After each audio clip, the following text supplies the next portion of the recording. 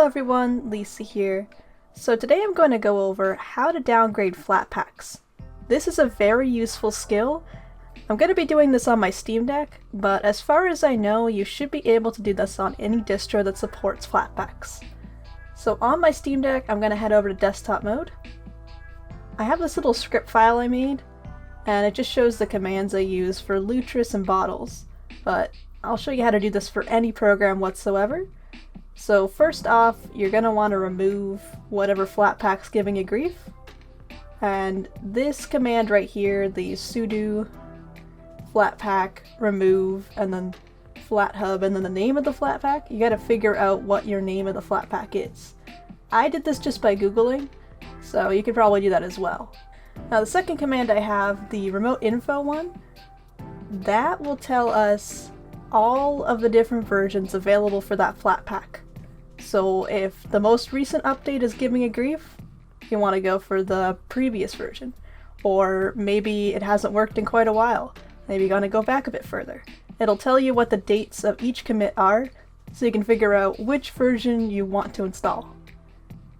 Once you've figured out what your version is, you can just go ahead and install the program again.